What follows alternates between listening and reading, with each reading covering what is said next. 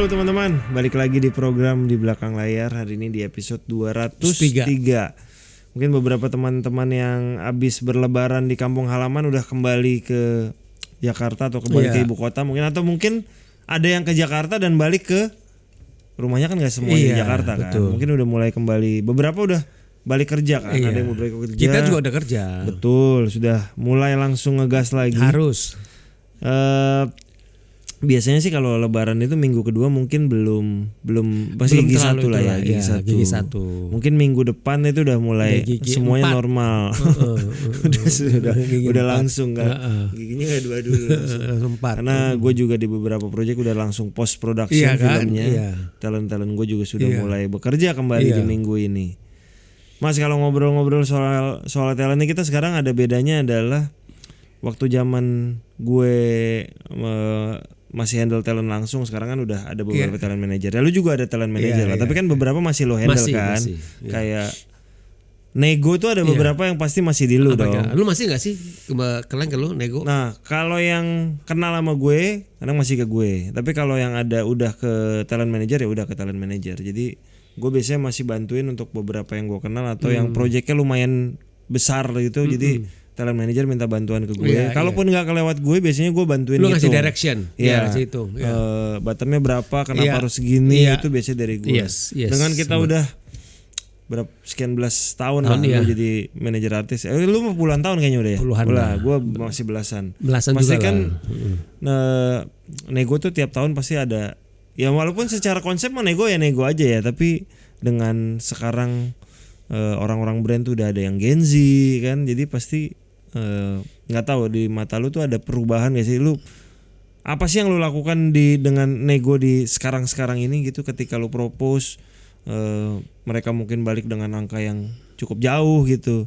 Strateginya biasanya gimana Mas kalau nego Mas? Jadi kalau menurut gua, kalau nanti kita sharing ya, mungkin dulu ya. Nanti kalau dari gua tuh biasanya yang satu itu gua ngeliat brandnya dulu, brandnya masuk itu apa dulu brandnya. Sebelum masuk ke nego Mas, biasanya lu sama, kita tarik dikit ya, lu sama talent tuh ada ngobrol dulu bahwa harus kan kadang-kadang ada kan, kita pernah bahas juga di beberapa episode yang lama bahwa ada yang talent kita pengen banget jadi sampai terserah deh berapa aja. Tapi lu tetap magerin dong, jangan sampai berapa aja kan. Bener. Tapi gini, kalau untuk brand Adip ya, kalau yang talent kalau di gue itu yang ngomong seperti itu adalah lebih ke project film. Tapi kalau brand nggak seperti itu, karena kita tahu bahwa brand itu kan mereka punya budget kan, Dip. Kecuali brandnya UMKM punya teman ya, itu beda lagi tuh. Nah itu udahlah kita support juga kan kayak gitu. Nah tapi kalau brand approach itu kan pasti mereka punya budget, karena kan mereka mau bikin campaign baru. Ya kan, artinya kan mereka punya budget kan seperti itu. Nah jadi kalau gue ngeliat brandnya seperti apa dulu nih gitu loh maksudnya. Nah kemudian segmennya seperti apa dulu. Nah kalau misalkan brandnya itu kita lihat memang bagus, kemudian segmennya itu dan kemudian segmennya itu memang cocok sama talent kita, nah itu gue udah agak gaspol tuh. Jadi gue akan prosesnya juga udah akan lebih clear lah gitu loh maksudnya. Kira-kira dia memintanya nih kerjasamanya seperti apa? Apakah sebagai kan sekarang kan ada untuk pola kerjasamanya nih teman-teman sekalian juga ya. Jadi ini kita sharing juga kan, ada yang memang mostly mereka jadi brand ambassador, nah kan itu eksklusif tuh. Nah, beberapa tahun belakangan ini, 2 tahun belakangan ini, beberapa brand juga bikinnya kayak gini nih, kayak tahun lalu tuh Dion ada berapa brand, dia kerjasama dengan terutama dengan lifestyle brand itu, kerjasamanya cukup panjang, 9 bulan, 10 bulan, tapi dia tuh sebagai talent, ya kan, atau face mereka, tapi nggak eksklusif. Lu jadi sebenarnya masih boleh kerja sama brand lain. Gak eksklusif. Tapi nggak eksklusif. Yes, kayak gitu. Ini anggap brandnya apa? Clothing gitu misalnya. Yes, apparel lah kurang lebih seperti itu. Nah, jadi kayak gini juga kalau seperti itu juga gue ambil karena satu brandnya bagus gitu kan maksudnya, dan kalaupun nanti ada brand apparel yang masuk juga kayak gitu loh, ya kan, atau itu yang masuk dia harus tahu nggak Mas? Tapi dia harus, kita nggak perlu kasih tahu. Tapi gue berusaha untuk ngambilnya itu yang nggak terlalu head to head. Jadi gue mencari produknya itu jangan terlalu mirip. Nah, karena kan gue harus jaga juga kan, jadi jangan kayak semua diambil kan kayak gitu. Nah ini satu strateginya seperti itu kayak gitu. Jadi sama-sama happy lah kayak gitu. Tapi gue selalu bilang ke brand yang baru masuk itu bahwa sekarang Dion ada kerjasama dengan brand ini tapi nggak eksklusif. Karena gue rasa mereka punya kewajiban untuk tahu. Itu dia. Daripada sana dia kan, ntar malah tahu di kalau belakang. mereka nggak problem ya udah, atau mereka dia nggak apa-apa juga kan kayak gitu kan. Nah, kemudian dari sana kan biasanya kan mereka akan mengirimkan scope of works kan. Yang biasa kita singkat jadi SOW. Nah, kita lihat SOW-nya apa dulu kan kayak gitu. Nah, untuk sekarang selalu pasti akan ada photoshoot ya kan, ada syuting, posting kan udah pasti itu gak bisa enggak tuh kan. Sama kemudian biasanya itu off air events kayak gitu kan. Nah, dari sana baru kita lihat, dari sana kita hargai berapa tuh, ya kan. Nah, kemudian memang selama ini gue selalu ngasih harga memang untuk bisa ditawar. Karena gue yakin juga punya pengalaman yang sama nih. Kita mau masukin berapapun juga akan ditawar. Kita masukin 20 perak dia akan tawar. Lu masukin 5 perak juga mereka akan nawar kan kayak itu gitu kan. Itu gue penasaran sih kalau di luar negeri gitu gak ya? Iya makanya kayak gitu juga nggak, itu gue juga penasaran tuh. Kan seperti itu Dim. Nah tapi kan biasanya kita diskusi sama talent kita. Oke nggak nih? Ya kan kalau oke dengan budget yang kita ajukan. Kemudian kalaupun bottom line-nya itu di berapa dia oke nggak? Jadi biar kita nggak bolak-balik naik dia terus kan kayak gitu kan. Nah biasanya gue seperti itu sih. Nah gue juga sekarang itu dalam udah cukup banyak kok untuk dealing itu biasa talent manager gue, tapi tetap directionnya dari gue lah. Kita ngasih berapa dan gue selalu pesan ke mereka kalau memang mereka udah agak ngerasa perlu bantuan gue, ngasih tahu gue aja, gue yang turun kayak gitu loh. Tapi memang ada beberapa klien karena udah biasa sama gue, mereka udah bisa sama gue, jadi gue take over aja kayak gitu sih. Trikinya gini nggak sih Mas, kalau lu Mas ketika kita propose harga dari seorang talent kita tuh kan bisa jadi brand tuh lagi minta propose harga dari talent lain kan? Pasti. Nah, menjaga bahwa kita tidak kehilangan pekerjaan itu dengan menawarkan angka yang tidak tinggi, tapi juga kita sebenarnya butuh, maksudnya jangan sampai kita jadi ngerendah-rendah. Itu biasanya strategi lu gimana? Jadi Mas? gini, kalau gue juga tahu dari teman gue kerja di agensi. Jadi biasanya mereka tuh pasti nggak mungkin solo talent tuh enggak, pasti mereka pasti ada itu kompetitor lah ibaratnya. Selalu ada kompetitor. Tapi mereka itu kan biasanya mereka juga punya namanya kalau FGD. Mereka punya FGD itu. FGD di internal mereka sama mereka itu ada hire beberapa orang tuh. Jadi misalkan mereka approach kelasnya kan 6 talent. Setelah mereka bikin FGD, kemudian mereka itu mengerucut tuh biasanya itu ke 2 orang atau 3 orang. Nah, dari sana itu dari FGD mereka lihat, nah dari 2 sampai 3 orang itu klien yang nanti akan mutusin dari 2 atau 3 talent itu siapa yang paling mewakili. Ini anggapannya semuanya udah propose harga nih. Ya, siapa yang paling mewakili DNA-nya mereka, yang paling pas dengan produk itu, yang paling pas jadi representasi dari produk itu. Nah biasanya kalau pengalamannya ini jam terbang sih, teman-teman sekali jam terbang sih. Kita bisa lihat tuh kalau mereka itu agak gencar approach sudah apa, mereka itu biasanya tuh udah agak ada feel-nya ya, ada feel-nya kayak gitu loh. Akan ada feel-nya kayak gitu loh. Mereka gue cuman khawatir kadang-kadang ketemu dengan talent brand yang mungkin kayak sebenarnya dia udah nggak masalah dengan 3 atau 2 talent ini. Kuncinya terakhir tinggal di harga. Mana yang paling masuk itu yang diambil. Pasti. Sekarang rata-rata seperti itu. Bisa jadi gitu kan? Bisa jadi. Nah makanya gue bilang sama temen talent gue, kalau memang ini produknya bagus, dia suka apa, gue bilang kita ambil nih. Kayak gitu. Cuman taunya dari mana Mas? Misalnya contoh gini ya, kita propose harga buat Dion Wiyoko 1 juta misalnya ya. Kita kan nggak tahu di sebelah sana ada Leonardo DiCaprio misalnya yang ternyata mempropos harga 500.000. Yang sebenarnya dipikir kayaknya mendingan yang, karena di sana bukanya udah lebih rendah gitu. Sebenarnya kita kan nggak tahu juga di sana bukanya seberapa, dan kadang mungkin kita nggak taau lawan kita nih di sana siapa gitu. Dan ya benar. Itu benar banget. Jadi kalau menurut gue, kalau menurut gue ya. Kayak gini-gini itu memang gak ada formula baku nih kalau menurut gue. Jadi kalau lepas ya lepas aja ya. Nah, jadi gini, kita harus tahu, kalau gue ini juga kita belajar sih. Gue juga sampai sekarang masih belajar. Jadi kayak kita juga bisa melihat profil dari beberapa brand besar juga gitu loh. Jadi memang ada beberapa brand besar gitu pengalaman gue ya. Mereka itu memberikan budget untuk BA atau apa itu memang gak besar. Gak besar Dip.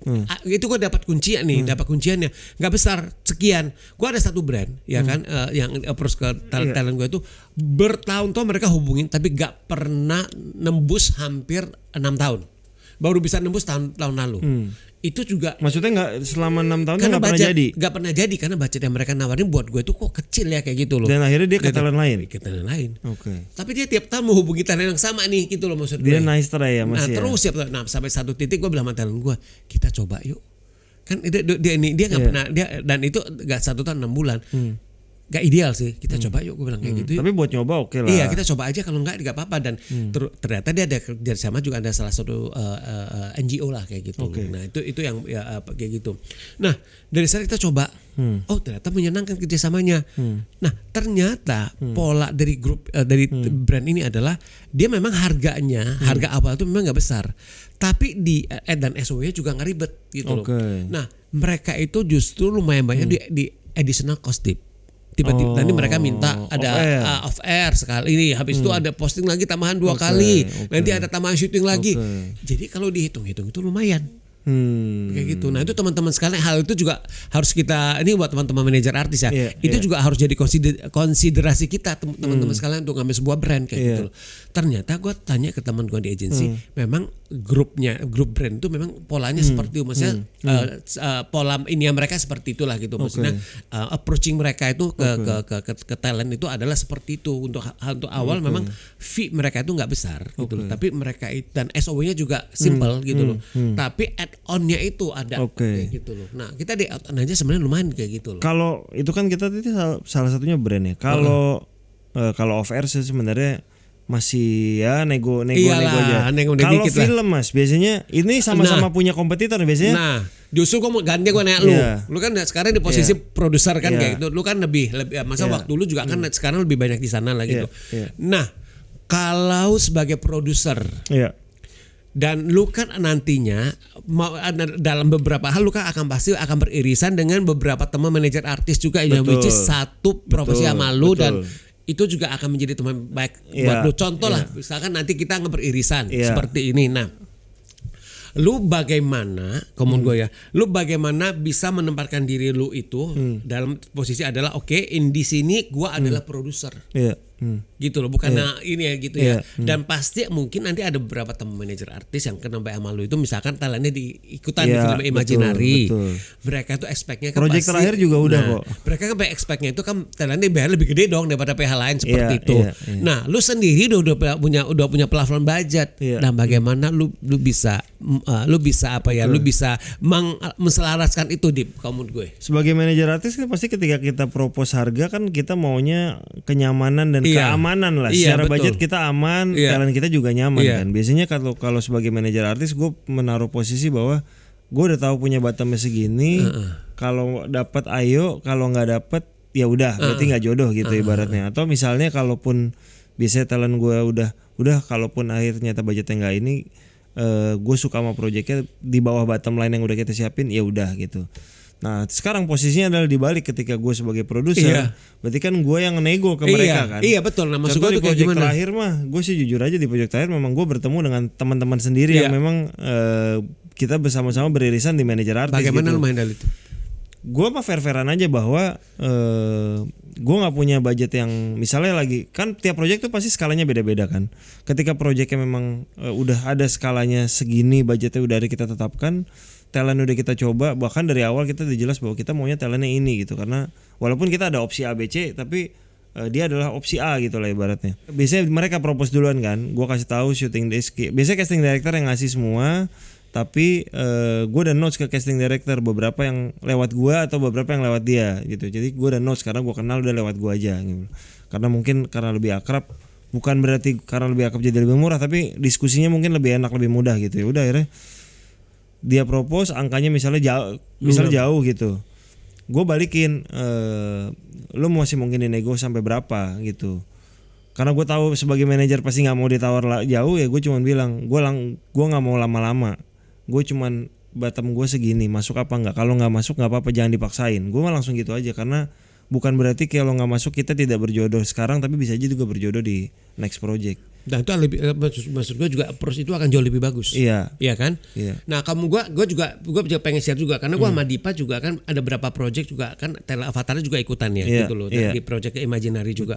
Nah, itu tapi maksud gue ini share pengalamannya dia teman-teman sekalian, bukan yang berarti harus kita seperti itu, tapi kalau dari gue dari awal itu adalah gue sama Dipa kita punya podcast bareng, kita cukup dekat gitu loh. Maksudnya sebagai sama manajer artis dan teman yang bekerja di industri hiburan. Tapi yang satu hal yang paling pasti itu adalah gua dari sudut pandang gue ya, dan gue yakin Dipa juga seperti itu.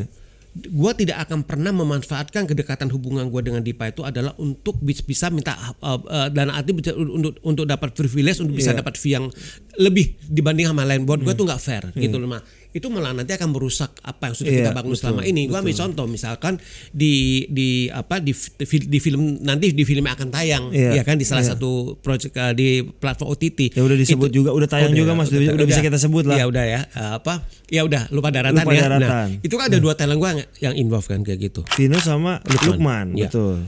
Itu kan maksud gue justru ini pengalaman yang sangat menarik. Malah yang fee-nya Vino malah ada yang propose ke gue. Ingat gak? Gue belum ngeluarin angka, ada yang propose. Dan ternyata Vino sangat happy dengan angka lu propose. Jadi kita gak lama nego. Betul. Yang Lukman juga waktu itu gak sama lu, ya kan? Betul. Itu karena buat gue itu gak perlu lu lah. Maksud gue kayak itu masa apa-apa gue sama lu. Itu kan ada casing director. Itu juga sangat smooth karena apa? Karena Lukman happy dengan offer yang lu tawarin kayak gitu. Nah, jadi teman-teman sekalian sebenarnya kalau menurut gue ya dari sebenarnya ini talent kita juga paham kok. Dalam arti gini, mereka bekerja sama dengan PH mana, siapa jadi sutradaranya. Jadi kalaupun ini gue bicara filmnya, kalaupun film ternyata budgetnya itu misalkan gak seperti budget di mereka syuting di tempat lain, mereka itu mereka itu dengan senang hati mereka akan terima karena mereka tahu, misalkan gue ambil contoh kayak Vino bilang sama gue, ini gue bukannya nambah, gue nggak kurang ya kayak gitu loh. Bahwa maksudnya syuting dengan Imaginary itu adalah salah satu syuting yang paling menyenangkan yang pernah dialami sama dia. Gitu loh maksud gue. Nah, itu Vino sendiri ngomong kayak gitu loh maksudnya, dan itu memang benar. Itu selama syuting itu biasa gue kan punya talent manager juga Niken. Betul. Itu Niken hidupnya tenang banget. Tiap hari dia nggak harus telepon orang harus ini sama telco atau sama siapa tuh urusnya hal teknis. Semua apa yang udah disampaikan itu dijalanin dengan baik dan benar kayak gitu loh. Beberapa kali pulang cepat lagi ya. Nah, jadi teman-teman sekalian, ini Dip ngomong gue ini juga jadi sebenarnya sekarang nih ya. Gue lihat di talent gue ya. Gue nggak tahu tempat di talent management lain. Itu juga sekarang jadi faktor untuk talent gue tuh ngambil kerjaan itu. Oke. Jadi sekarang nggak cuma semata-mata fee. Kalau ada kenyamanan itu juga. Kenyamanan syuting sekarang jadi pertimbangan mereka juga. Iya. Ya itu, selain siapa sudaranya sama lawan mainnya dan ceritanya apa gitu kan. Tapi sekarang kenyamanan syuting sama riders jadi salah satu mereka. Jadi salah satu pertimbangan mereka kayak gitu loh. Mungkin itu juga karena gue berangkat dari manajer artis itu coba jadi yang hospitality yang coba gue. Karena maksudnya gini loh, ketika dibalik deh gue jadi produser, dibalik gue ada di posisi dia. Lu mau nggak harga itu dan semuanya. At least kalau misalnya gue lagi punya project yang someday misalnya niche atau project art gitu, pasti kan budgetnya beda. Pasti gue coba kompensasikan dengan kenyamanan syuting. Betul. Dan lainnya gue harus gue bikin. Itu juga menurut gue itu jadi itu jadi salah satu pertimbangan juga kayak gitu. Betul. Masalahnya kan ketika gue jadi manajer artis pasti kita balik kan. Lo kalau diajak syuting dengan harga segini mau nggak? Oh nggak apa-apa karena apa? Misalnya tetap kenyamanan. Jadi ini gue coba cari, jangan sampai udah harganya murah, transport nggak ada, makan berantakan, nah, itu nggak fair kalau gue kayak gitu. Bener. Jadi hal-hal itu coba gue juga supaya negosiasi itu jadi berjalan smooth aja gitu. Kamu gak gini loh teman-teman sekalian, prinsip dari sebuah negosiasi kamu gue ini berdasarkan pengalaman gue. Kita kita menang sendiri aja, itu nggak bisa. Harus win-win. Harus ada win-win solution gitu loh. Nggak bisa, harus ada take and give. Nggak bisa take doang. Lu nggak mau give nggak akan bisa. Oke, awalnya mungkin klien karena talent kita lagi happening.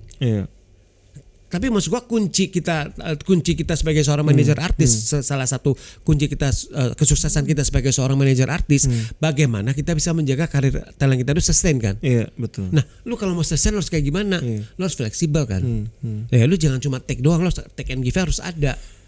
Lu harus menerapkan namanya win-win solution. Kalau gua sih kayak gitu sih, Di. Kadang-kadang terlalu lama bertahan dengan angka yang kita mau juga percuma juga. Percuma juga gitu loh. Daripada akhirnya ujung-ujungnya nggak dapat. Mendingan kita habis itu diomongin. Nah, mana mendingan kita segitu tapi habis ini kita dapat lagi brand ini project ini lagi, project itu lagi. Kalau menurut gue lebih seperti itu ya, gue lebih memilih itu kayak gitu loh. Sebenarnya sisanya negosiasi itu